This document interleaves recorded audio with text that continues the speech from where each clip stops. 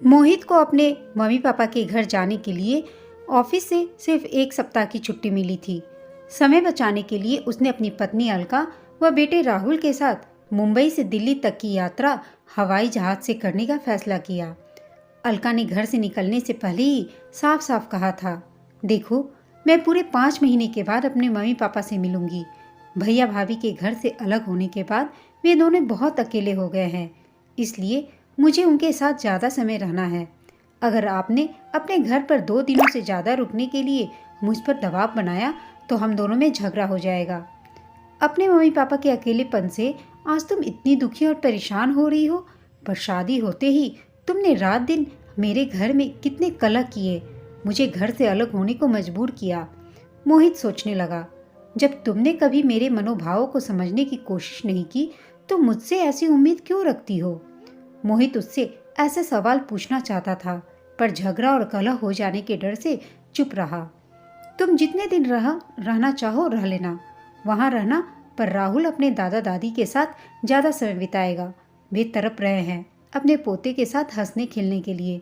मोहित ने रूखे से लहजे में अपनी पत्नी से यह बात कही और अलका के साथ किसी तरह की बहस में उलझने से बचने के लिए टैक्सी की खिड़की से बाहर देखने लगा था। मोहित को अपनी सास मीना कभी अच्छी नहीं लगी थी। उनके शह पर ही अलका ने शादी के कुछ महीने बाद से किराए के मकान में जाने की जिद पकड़ ली थी। उसका दिल बहुत दुखी था, पर शादी के 6 महीने बाद ही अलका ने उसे किराए के घर में रहने को मजबूर कर दिया था। वह करीब 4 साल तक किराए के मकान में रहा था। फिर नई कंपनी में नौकरी मिलने से वह 5 महीने पहले मुंबई आ गया था। अब सप्ताह भर की छुट्टियां लेकर वह सब परिवार पहली बार दिल्ली जा रहा था। करीब 2 महीने पहले मोहित का साला नीरज अपनी पत्नी अंजू और सास ससुर के बहकावे में आकर घर से अलग हो गया था। नीरज के ससुर ने उसे नया काम शुरू कराया था, जिसमें उसकी अच्छी कमाई हो रही थी। ससुराल में ज़्यादा मन लगने से उसका ज़्यादा समय वहीं गुजरता था। उसके परिवार से अलग होने के फैसले को सुन अलका बहुत तड़पी थी। खूब झगड़ी थी वह फ़ोन पर अपने भैया भाभी के साथ, पर उन दोनों ने घर से अलग होने का फैसला नहीं बदला। इंसान को अपने किए की सज़ा जरूर मिलती है। दूसरी ही राह में कांटे बुनने वाले के अपने पैर कभी न कभी जरूर लहूलुहान होते हैं। मोहित की इस कड़वी बात को सुनकर अलका कई दिनों तक उसके साथ सीधे मुंह नहीं बोली थी।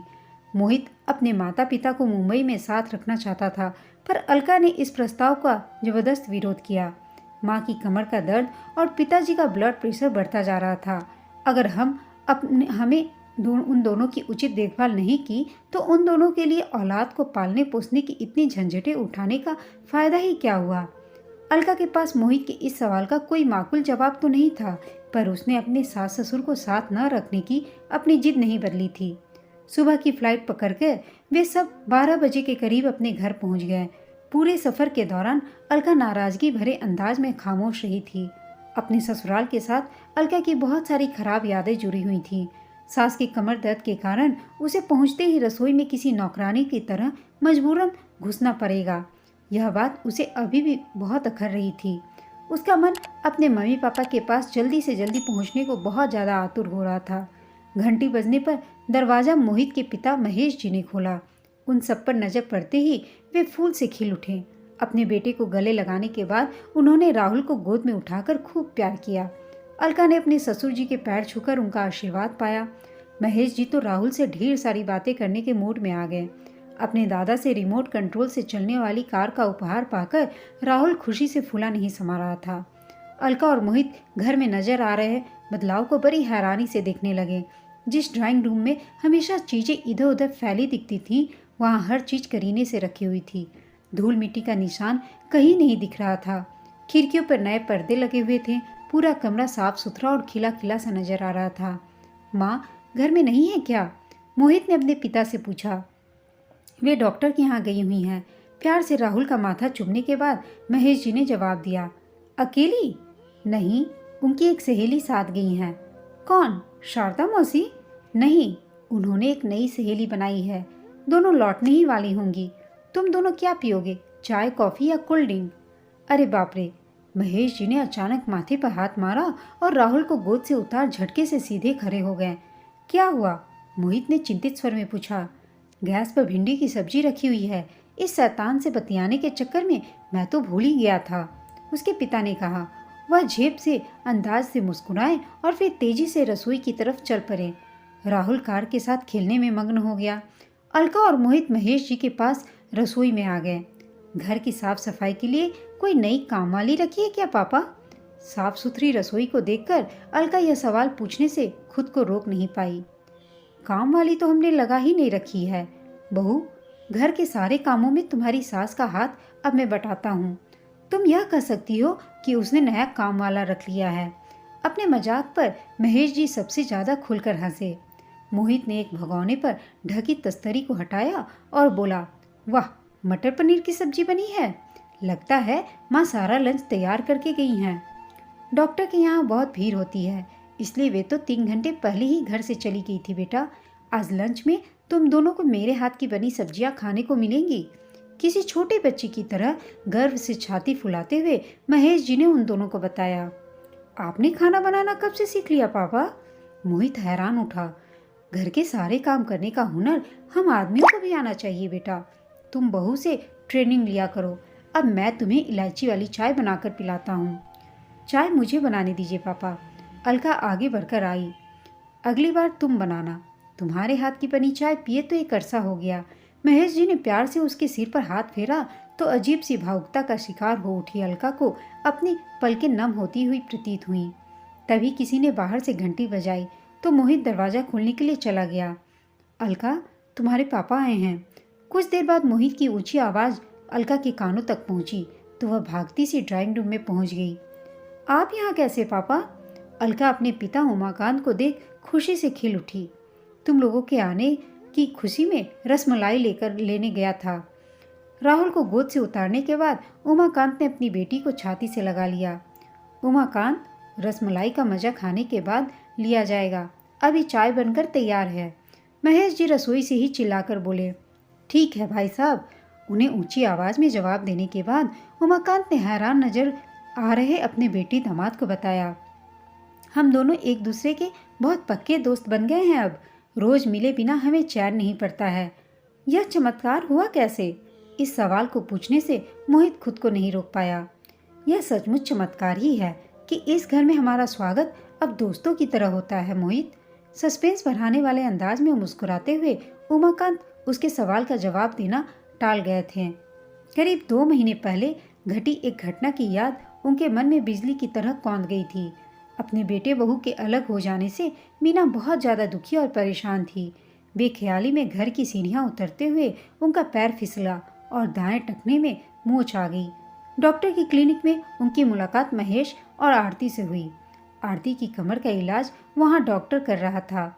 तेज दर्द के कारण तड़प रही मीना का आरती ने बहुत हौसला बढ़ाया था। उस वक्त उन्होंने मीना के खिलाफ अपने मन में बसे सारे गिले शिकवे भुलाकर उन्हें सहारा दिया था। अपने बेटे से बहुत ज़्यादा नाराज मीना ने उसे अपनी चोट की खबर नहीं दी थी। डॉक्टर को दिखाने के बाद कुछ देर आराम करवाने के लिए महेश जी और आरती उन दोनों को अपने घर ले आए थे। मीना का सिर भी दीवार के साथ जोर से टकराया था। वहाँ कोई जख्म तो नहीं हुआ, पर सिर के हालत ही उन्हें जोर से चक्कर आ रहे थे। इस स्थिति के चलते मीना को आरती के घर में उस रात मजबूरन रुकना पड़ा।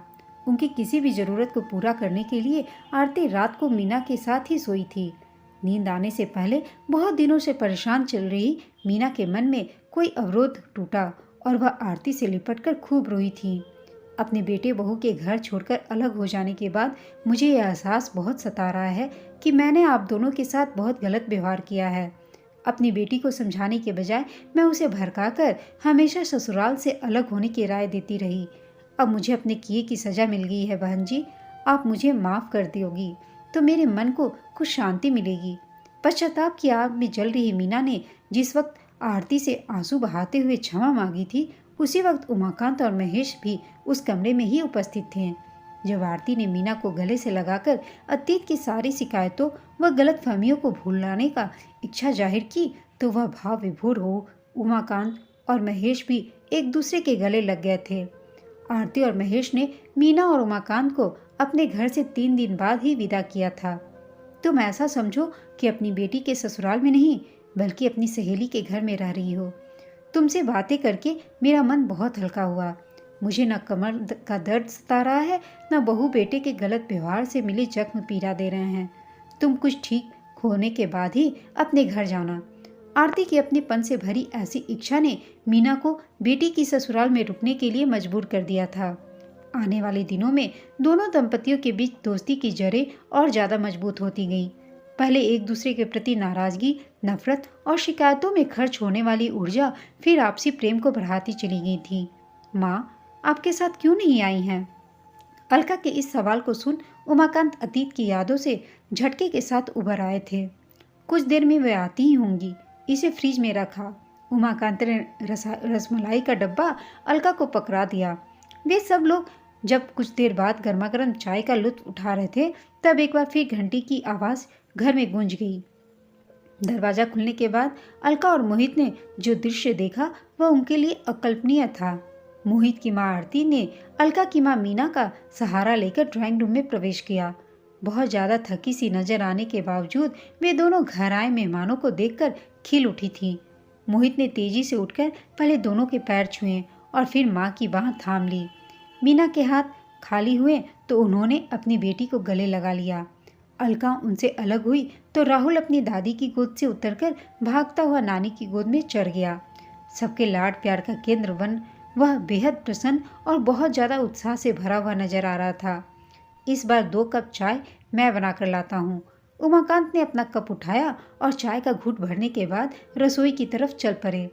उनका जगह चाय बनाने के लिए अलका रसोई में जाना चाहती थी, पर आरती ने उसका हाथ पकड़कर रोक लिया। बहू, तुम्हारे पापा के हाथ की बनी स्पेशल चाय पीने की मुझे तो लत पड़ गई है। बना लेने दो उन्हीं को चाय। आरती के मुंह से निकले इन शब्दों ने अलका और मोहित के मनों की उलझन को बहुत ज़्यादा बढ़ा दिया था। मुझे अपनी आंखों पर विश्वास नहीं हो रहा है। उन 4 बुजुर्गों को कुछ देर बाद बच्चा बनकर राहुल के साथ हंसते बोलते देख अलका ने धीमी आवाज में मोहित के सामने अपने मन की हैरानी प्रकट की। कितने खुश हैं चारों। मोहित भावुक हो उठा। इस सुखद बदलाव का कारण कुछ भी हो, पर यह दृश्य देखकर मेरे मन की चिंता गायब हो गई है। ये सब एक दूसरे का कितना मजबूत सहारा बन गए हैं। पर यह चमत्कार हुआ कैसे? अपनी माँ के टखने में आई मोच वाली घटना से अनजान अलका एक बार फिर आश्चर्य से भर उठी। इस बार अलका की आवाज़ उसके पिता के कानों तक पहुँच गई। उन्होंने तालियां बजाकर सबका ध्यान अपनी ओर आकर्षित किया और फिर बड़े स्टाइल से गला साफ करने के बाद स्पीच देने को तैयार हुए। हमारे रिश्तों में आए बदलाव को समझने के लिए, अलका और मोहित के दिलों में बनी उत्सुकता को शांत करने के लिए मैं उन दोनों से कुछ कहने जा रहा हूँ। मेरी प्रार्थना है कि आप सब भी मेरी बात ध्यान से सुने। अपनी अतीत की गलतियों को लेकर अगर कोई दिल से पश्चाताप करे तो उसके अंदर बदलाव अवश्य आता है।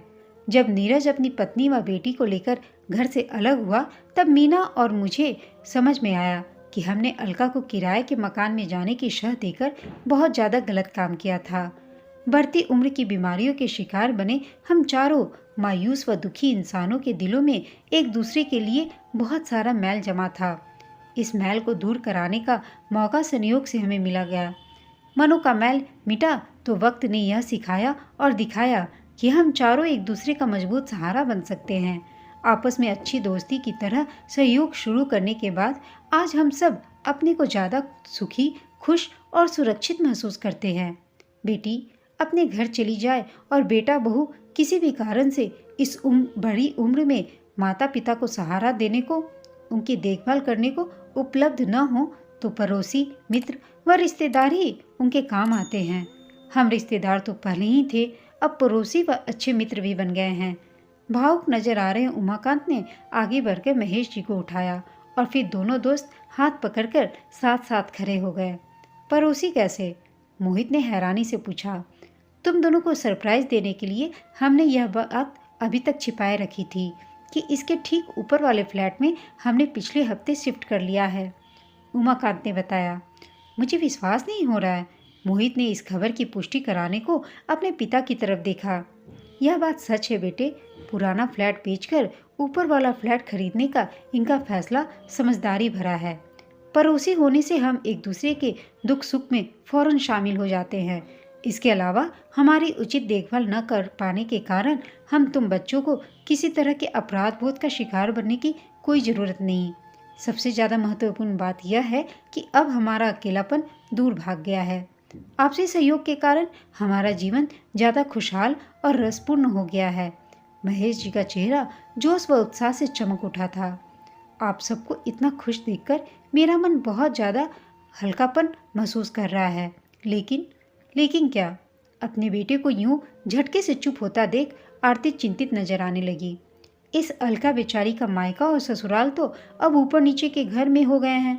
ये ससुराल वालों से रूठकर अब कहाँ जाया करेगी? मोहित के उस मजाक पर सबने जोर से ठहाका लगाया तो अलका ने शर्माकर अपनी माँ व सास के पीछे खुद को छिपा लिया था। दोस्तों, आपको यह कहानी कैसी लगी कमेंट करके बताइएगा। साथ ही कहानी अच्छी लगी हो तो इसे लाइक, शेयर और चैनल को सब्सक्राइब अवश्य कीजिएगा। कहानी सुनने के लिए आप सबका धन्यवाद।